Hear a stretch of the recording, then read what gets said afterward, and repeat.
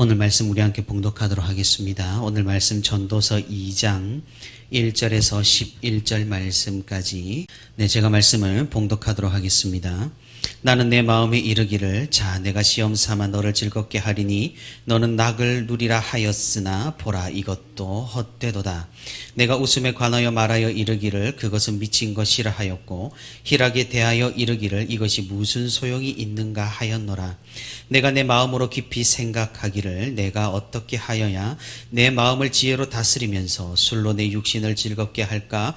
또 내가 어떻게 하여야 천하의 인생들이 그들의 인생을 살아가는 동안 어떤 것이 선한 일인지를 알아볼 때까지 내 어리석음을 꼭 붙잡아 둘까 하여 나의 사업을 크게 하였노라. 내가 나를 위하여 집들을 짓고 포도원을 일구며 여러 동산과 과원을 만들고 그 가운데에 각종 과목을 심었으며 나를 위하여 수목을 기르는 산림에 물을 주기 위하여 못들을 팠으며 남녀노비들을 사기도 했고 나를 위하여 집에서 종들을 낳기도 하였으며 나보다 먼저 예루살렘에 있던 모든 자들보다도 내가 소와 양떼의 소유를 더 많이 가졌으며 은금과 왕들이 소유한 보배와 여러 지방의 보배를 나를 위하여 쌓고 또 노래하는 남녀들과 인생들이 기뻐하는 처첩들을 많이 두었노라. 내가 이같이 창성하여 나보다 먼저 예루살렘에 있던 모든 자들보다 더 창성하니 내 지혜도 내게 여전하도다. 무엇이든지 내 눈이 원하는 것을 내가 금하지 아니하며 무엇이든지 내 마음이 즐거워하는 것을 내가 막지 아니하였으니 이는 나의 모든 수고를 내 마음이 기뻐하였음이라. 이것이 나의 모든 수고로 말미암아 얻은 몫이로다. 그 후에 내가 생각해 본즉 내 손으로 한 모든 일과 내가 수고한 모든 것이 다 헛되어 바람을 잡는 것이며 해 아래에서 무익한 것이로다. 아멘. 오늘도 이렇게 하나님과 동행하기 위해 새벽기도의 자리에 나온 우리 모든 성도 여러분 진심으로 환영하고 또 축복합니다. 오늘도 우리 함께 말씀을 듣는 가운데 그리고 말씀을 붙들고 기도하는 가운데 하나님의 크신 은혜와 위로가 풍성히 있기를 주님의 이름으로 소망합니다. 우리가 일전에 전도서 1장에서 살펴봤듯이 우리의 지혜와 우리의 지식의 한계에 대해서 말한 전도자는 이제 2장을 통해서 우리가 성취를 통해서 얻으려고 하는 즐거움이나 만족 그리고 쾌락이 얼마나 허무한지를 알려주고 있습니다. 많은 사람들이 그러하듯이 전도자도 어떻게 하면 즐겁고 행복하게 살 수 있을까를 고민을 했습니다. 그래서 본인에게 즐거움을 줄 수 있을 것 같은 일들을 모두 시도해 보기로 했습니다. 하지만 전도서 2장 1절에서 2절에서 말하고 있듯이 그 실험들 역시 헛되다로 끝이 나버렸습니다. 사람들이 진정한 기쁨과 행복을 줄 수 있을 것이라고 말하는 것과 그리고 기대하는 것들을 해봤지만 그 기쁨과 쾌락이라는 것이 대단하지 않고 바람을 잡는 것과 같다라는 것을 발견합니다. 그래서 오늘 전도자는 그 웃음, 그 희락은 미친 것이고 쓸모없는 것이라고 굉장히 과격하고 단호하게 결론을 내리고 있습니다. 전도자 솔로몬이 시도한 실험은 어떤 것들이었습니까? 솔로몬의 실험은 이 땅의 대부분의 사람들이 추구하는 것과 그리 큰 차이가 없었습니다. 전도자는 어리석은 길로 가고 싶은 유혹을 잘 통제하고 지혜롭게 인생을 경영하여서 평생 동안 잔치를 벌이면서 즐거움을 누리기를 원했습니다. 그저 방탕하게 모든 것을 소진해버리는 것이 아니라 치밀한 계산과 계획으로 인생의 행복을 극대화시킨 것입니다. 그래서 열심히 수고를 해서 사람들이 본질적으로 추구하는 많은 것들을 이루어내면은 즐거움을 얻을 수 있을 것이라고 생각을 했던 것이죠. 그래서 전도자는 자신의 사업을 크게 하려고 애를 썼습니다. 집과 궁전을 짓고 포도원을 가꾸고 동산과 과수원을 만들어서 각종 나무를 심고 수목을 기르는 산림에 물을 대기 위해 못까지 팠습니다. 궁궐과 이런 화려한 정원은 모두 왕으로서 전도자가 이룬 업적을 과시하기에 충분했습니다. 또 이전에 어떤 왕들도 소유해 보지 못했던 수많은 노비들과 소떼와 양떼를 소유하게 되었습니다. 거기에 더해서 금은 보화를 쌓아두고 잔치에 노래하는 남녀와 수많은 첩첩들을 거느렸습니다. 집과 재산과 사람과 영화와 쾌락, 그야말로 세상 사람들이 만족과 기쁨을 얻기 위해 노력하고 추구하는 것, 그 모두를 소유하게 된 것입니다. 전도자는 자신이 수고하여 얻은 것들로 번영을 누렸습니다. 이 세상 어떤 왕도 누려보지 못한 엄청난 영화와 지혜를 가지게 되었습니다. 그래서 보고 싶은 것도 마음대로 보고 하고 싶은 일을 마음대로 할 수가 있었습니다. 그래서 자신이 한 수고가 참으로 만족스러웠고 그 수고로 얻은 기쁨이 참으로 컸습니다. 하지만 우리가 오늘 본문의 말씀을 읽어볼 수 있듯이 이 전도자에게 곧 허무함이 찾아왔던 것이죠. 앞서 1절, 2절에서 결론을 이미 내렸던 것처럼 지금까지 자신이 즐거움을 얻기 위해 했던 모든 수고가 다 헛되게 느껴졌던 것입니다. 왜냐하면 그 모든 수고로 얻은 즐거움이라는 것도 굉장히 잠시뿐이었기 때문입니다. 참된 만족과 참된 기쁨을 주지 못했던 것이죠. 다 이루고 난 다음에 오는 그 허탈감을 감당할 수 없었던 것입니다. 누군가의 말대로 성취는 노력의 죽음이요 실증의 시작이었던 셈입니다. 솔로몬의 실험이 이처럼 실패를 했다면 우리가 이 실험을 지금에서도 반복하는 것은 어리석은 일일 것입니다. 세상에서 많은 것들을 누린 사람들도 사실은 솔로몬과 같은 이런 허무함을 느낍니다. 참된 기쁨을 얻지 못합니다.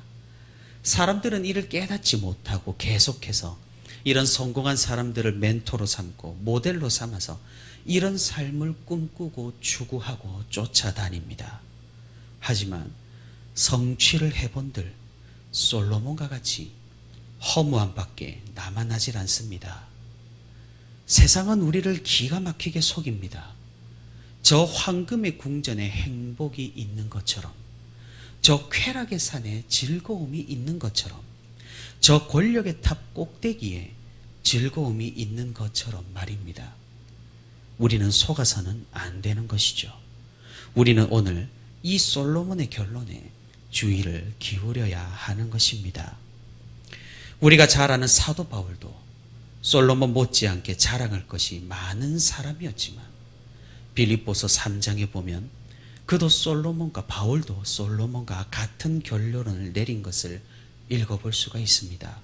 자신이 이룬 모든 업적이 그저 해로운 것이고 배설물일 뿐이라고 말합니다. 자신을 위해 모든 것을 내어주실 정도로 자신을 사랑하신 예수님이 주시는 기쁨과 만족에 비해서 그렇다라는 것입니다. 무언가 이룬 것이 없는 것 같아 보여도 예수님을 믿는 우리들의 일상은 기쁨의 연속입니다. 모든 순간 나를 사랑하시는 하나님께서 우리와 함께 하시기 때문입니다. 하나님의 영광과 이 세상을 위해서 우리가 할 일이 많습니다.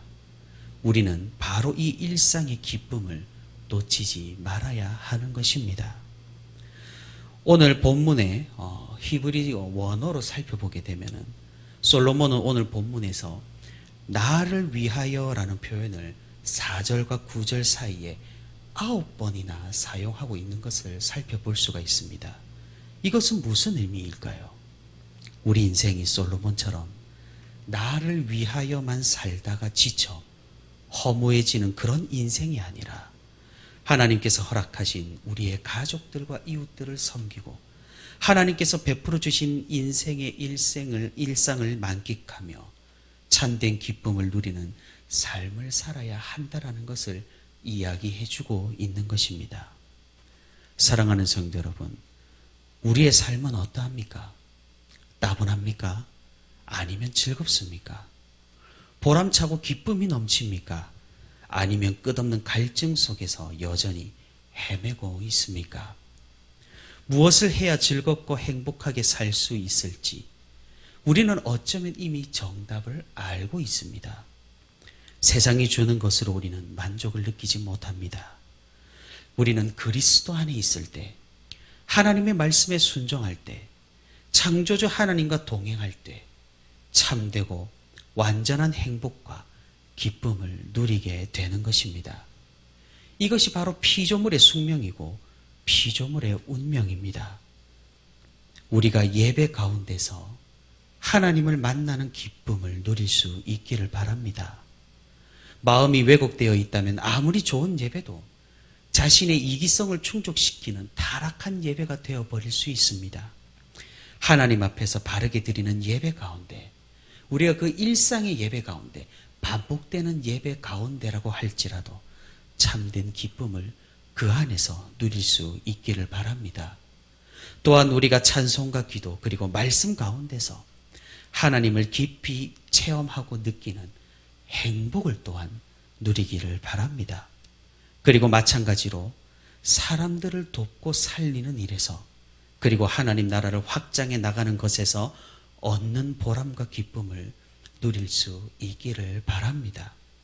나의 섬김으로 인해 기뻐하는 사람들을 보는 기쁨, 내가 전한 복음을 듣고 예수님을 믿어 삶이 변하고 가정이 변한 사람들을 보는 그 기쁨, 실패하고 넘어져도 다시 나를 안아주시는 주님을 경험하고 체험하는 그 기쁨, 전혀 의롭지 못한 나의 삶이지만 의로운 삶이라고 인정해 주시며 나의 기도에, 우리의 기도에 응답해 주시는 하나님을 만나는 그 기쁨이 바로 영원한 기쁨입니다.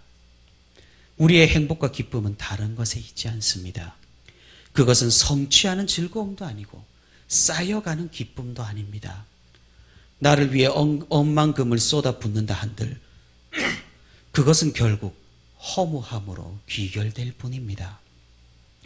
나를 위하면 위할수록 갈증만 늘어갈 뿐입니다. 우리는 예수 그리스도로 만족하도록 만들어진 존재이며 세팅된 존재입니다. 이미 그렇게 프로그램이 되어 있다라는 말입니다. 세상 사람들, 예수님을 모른 채 그렇게 자신을 채워보려고 발버둥칩니다. 술을 들이붓고 몸에 해로운 것을 쾌락을 위해 들이부으며 소유욕을 들이붓고 알량한 자존심과 비교의식에서 나오는 우월감을 들이붓습니다. 그렇게 붓다 그 부은 것으로 결국 죽음에 이릅니다. 얼마나 처참하고 안타까운 인생들입니까? 그것이 잘못된 것인지도 모릅니다. 알지를 못합니다.